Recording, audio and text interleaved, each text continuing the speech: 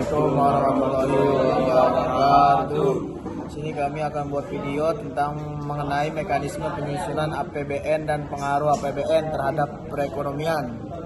Oke, yang pertama itu mekanisme penyusunan APBN berdasarkan pasal 15 Buku Nomor 17 Tahun 2003 tentang penyusunan dan penerapan APBN.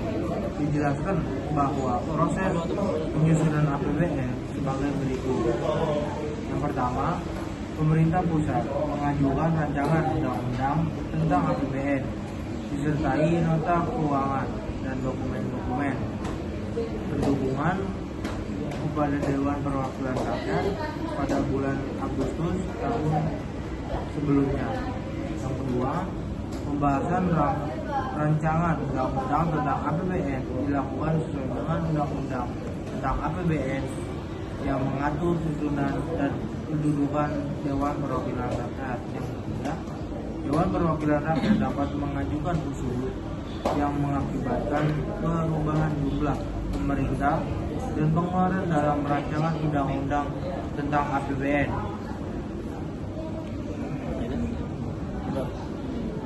Yang keempat, pengambilan keputusan oleh Dewan Perwakilan Rakyat mengenai rancangan undang-undang dasar undang-undang tentang APBN dilakukan selambat-lambatnya 2 bulan sebelum tahun anggaran yang bersangkutan dilaksanakan. Yang kelima, APBN yang disetujui oleh DPR terinci sampai dengan unit organisasi, fungsi, program, kegiatan, dan limbagannya. Terakhir, jika Dewan Perwakilan Rakyat tidak menyetujui rancangan undang-undang, pemerintah pusat dapat melakukan pengeluaran setinggi-tingginya sebesar angka APBN tahun anggaran sebelumnya. Selanjutnya, pengaruh APBN terhadap perekonomian. APBN merupakan salah satu instrumen pemerintah dalam menjalankan kebijakan fiskal. Tujuannya yaitu menjaga stabilitas dan mengembangkan perekonomian negara, mendorong investasi, dan dapat mengatur tingkat harga. Pengaruh APBN terhadap perekonomian akan dijelaskan lebih lanjut bagi berikut. Oke, yang pertama itu ada meningkatkan pertumbuhan ekonomi.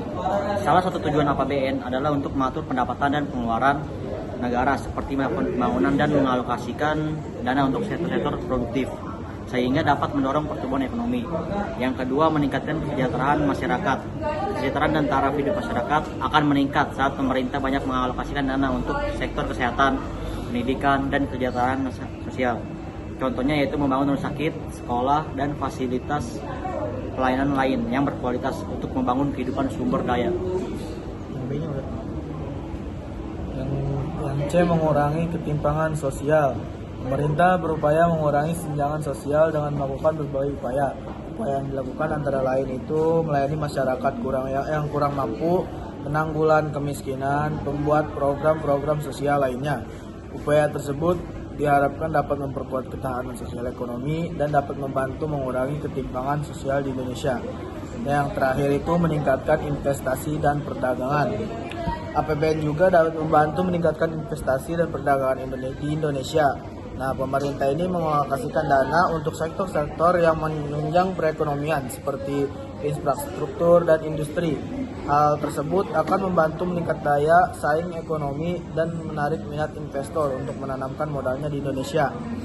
Dengan demikian dapat meningkatkan kemampuan di Indonesia ini melakukan perdagangan dengan negara lain karena infrastrukturnya yang lebih baik dan industri yang berkembang. Sekian dari kelompok kami. Wassalamualaikum warahmatullahi wabarakatuh.